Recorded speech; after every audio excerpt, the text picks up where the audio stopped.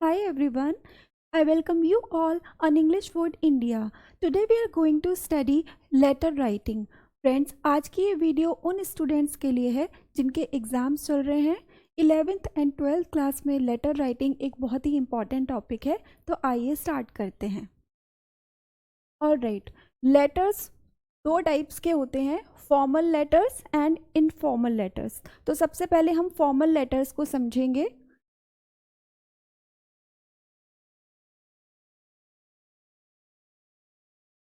अब देखिए, ये जो फॉर्मल लेटर्स होते हैं उनमें हम किसी ऑफिशियल पर्सन को एड्रेस करते हैं और उनको हम किसी प्रॉब्लम या फिर इश्यू के बारे में बताते हैं। इनकी फॉर्म कैसी होनी चाहिए? First of all, formal letters में बिल्कुल काम की बात होनी चाहिए, टू द पॉइंट बात होनी चाहिए। इसमें कुछ भी बेकार का, फालतू का, अननेसेसरी नहीं लिखना है।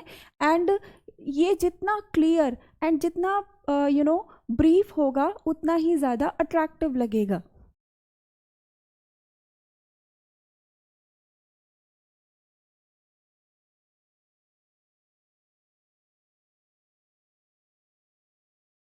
ऑल राइट, तो फॉर्मल लेटर जैसा कि मैंने आपको बताया था किसी ऑफिशियल पर्सन को लिखा जाता है।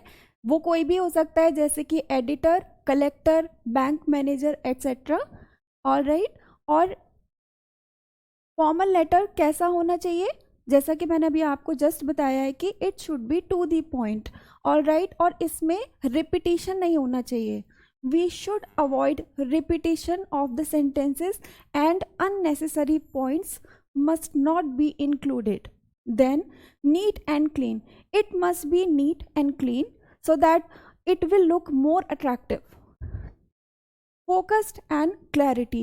जब हम फॉर्मल लेटर में किसी इशू के बारे में बता रहे हैं तब हमारा जो फोकस है वो उस प्रॉब्लम या फिर उस इशू पर रहना चाहिए और हमारी जो प्रॉब्लम है उसको बिल्कुल क्लियर लिखना चाहिए।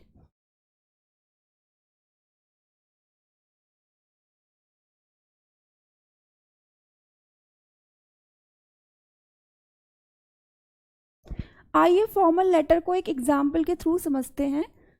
Right a letter to the district magistrate drawing attention towards the nuisance of loud speakers in your locality. हमें एक ऐसा लेटर लिखना है जिसमें हम अपनी लोकेलिटी में लाउड स्पीकर्स की नॉइज़ के बारे में, इस प्रॉब्लम के बारे में डिस्ट्रिक्ट मजिस्ट्रेट को बता रहे हैं। तो सबसे पहले हम लेटर को स्टार्ट करते हैं लेफ्ट साइड से, ओके। और लेफ्ट साइड में सबसे पहले सेंडर का एड्रेस लिखा जाता है।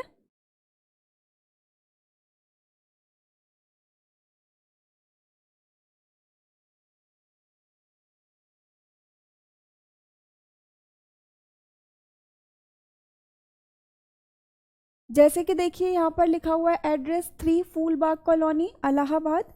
एंड उसके बाद थोड़ा सा गैप दे के हम यहाँ पे डेट लिखते हैं, ओके।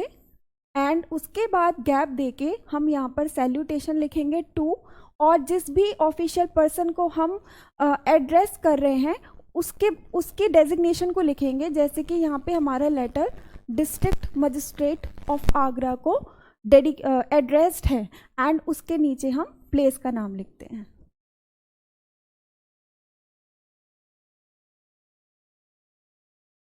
Official person. तो लेफ्ट हैंड साइड से हम लेटर को स्टार्ट करेंगे। सबसे पहले सेंडर का एड्रेस लिखा जाएगा, उसके बाद थोड़ा सा गैप दे के डेट लिखनी है, देन सैल्यूटेशन यानी कि टू, और उसके बाद हम उस ऑफिशियल पर्सन के डेजिग्नेशन को मेंशन करेंगे एंड देन हम प्लेस का नाम लिखेंगे। उसके बाद नेक्स्ट स्टेप आता है सब्जेक्ट। अब देखिए यहाँ पर हमारा सब्जेक्ट है regarding the nuisance of loud speakers in our locality. All right, अब मैं आपको सब्जेक्ट के बारे में कुछ पॉइंट्स बता देती हूँ। फर्स्ट ऑफ ऑल, हमारा सब्जेक्ट बहुत ज़्यादा लॉन्ग नहीं होना चाहिए, इट मस्ट बी शॉर्ट। जितना ज़्यादा से ज़्यादा शॉर्ट होगा उतना ही ज़्यादा अट्रैक्टिव लगेगा। एंड हमारा सब्जेक्ट 1 लाइन या मैक्सिमम 2 लाइन्स, बस इतना ही होना चाहिए, उससे ज़्यादा बड़ा नहीं होना चाहिए।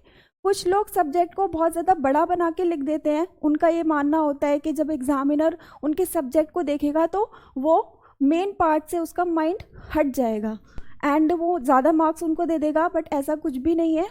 Examiners are very intelligent, they have been checking copies for many years, तो आप उनको बेवकूफ़ नहीं बना सकते। ऑल राइट, तो आपको इस चीज़ का ध्यान रखना है कि सब्जेक्ट बहुत ज़्यादा लंबा चौड़ा नहीं होना चाहिए। एंड उसके बाद हम आते हैं बॉडी ऑफ द लेटर। अब हम समझते हैं लेटर के मेन पार्ट को। अब देखिए मेन पार्ट को बॉडी ऑफ द लेटर भी कहते हैं एंड इसके भी 3 पार्ट्स होते हैं, introduction, main part and then conclusion. तो सबसे पहले तो हम सैल्यूटेशन लिखेंगे। Sir, I want to draw your kind attention towards the intolerable nuisance created by loud speakers in our locality. हमारी लोकेलिटी में चलने वाले लाउड स्पीकर्स की आवाज़ को बारे में एंड उसके शोर के बारे में मैं आपका ध्यान आकर्षित करना चाहती हूँ। ऑल राइट, तो लेटर को आप इस तरीके की लाइन से स्टार्ट कर सकते हैं, या फिर आप ये भी कह सकते हैं कि respectfully I want to state that there has been an intolerable nuisance created by loud speakers in our locality. Ours is a thickly populated area. हमारा एरिया में अच्छी खासी पॉपुलेशन है। There is a lot of noise around, और यहाँ पर काफ़ी सारा शोर भी रहता है। There are 2 shops dealing in tape recorders, audio cassettes etcetera. और यहाँ पे 2 दुकानें हैं tape recorders and audio cassettes की। The desk go on troubling everybody around the clock. और इनमें जो डेस्क चलते हैं और उसमें जो म्यूज़िक चलता है उससे यहाँ पर रहने वाले लोगों को बहुत ही ज़्यादा डिस्टर्बेंस होता है। Besides there are 2 betel shops. इसके अलावा यहाँ पर 2 पान की दुकानें भी हैं। There play records pour out music. और इनमें जो प्ले रिकॉर्ड्स हैं, जो डेस्क हैं, उनकी आवाज़ ऑल टाइम आती रहती है। On Sunday Bhagwati jagran was organised by the residents. Sunday को लोकेलिटी में रहने वाले लोगों के थ्रू एक भगवती जागरण भी ऑर्गेनाइज किया गया था। During the day in and out at such a big pitch that nothing is Audible. और इसमें चलने वाला जो म्यूजिक था वो इतनी हाई पिच पर था कि कुछ भी सुनाई नहीं दे रहा था। They create a lot of confusion, और इसकी वजह से काफ़ी सारा कन्फ्यूजन भी क्रिएट हो गया था। The life has become a hell on earth. Daily to daily रहने वाले इस शोर शराबे से ज़िंदगी बिल्कुल हेल हो गई है। These are the examination days. Examination का टाइम चल रहा है। If the situation continues like this none of the students of this area will pass. और अगर सिचुएशन इसी तरह से कंटिन्यू रहती है तो इस एरिया में कोई भी student no student would be able to study properly and may be they would not be able to pass. I therefore request you to look into the matter personally and take suitable steps to give us some relief. इसलिए मैं आपसे request करती हूँ कि आप इस matter को carefully देखें एंड सूटेबल स्टेप्स या सूटेबल एक्शंस लें सो दैट हमें राहत मिले। तो इस तरह से आपने देखा कि ये हमारे लेटर की बॉडी है। तो सबसे पहले तो हमने यहाँ पर इंट्रोड्यूस किया,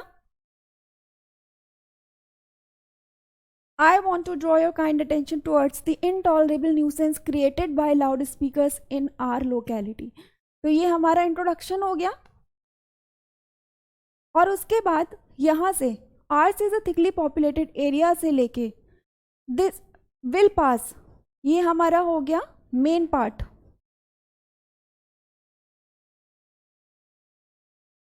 एंड देन लास्ट में हमने कंक्लूड कर दिया, I therefore request you to look into the matter personally and take suitable steps to give us some relief. तो ये हमने यहाँ पे कंक्लूड कर दिया अपने लेटर को। ऑल राइट, उसके बाद लास्ट में हम लेफ्ट हैंड साइड पे थैंकिंग यू लिख देंगे।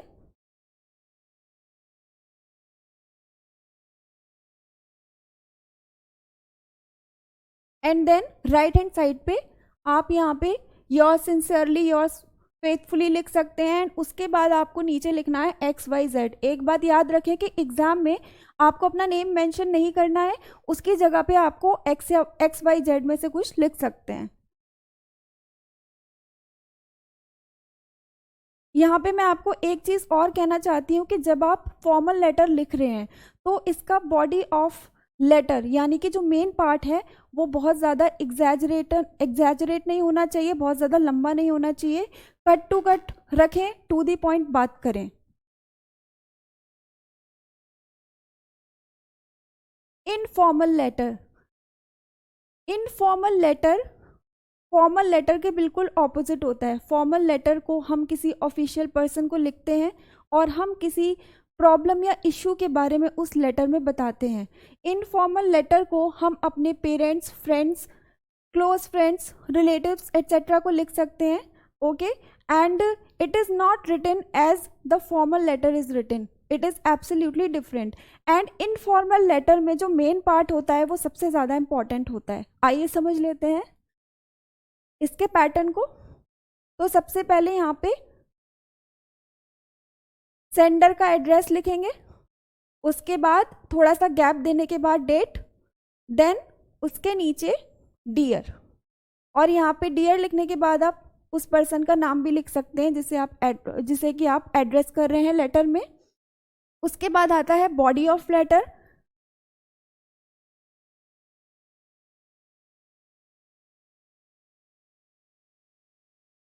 अब देखिए बॉडी ऑफ लेटर को आपको कैसे लिखना है।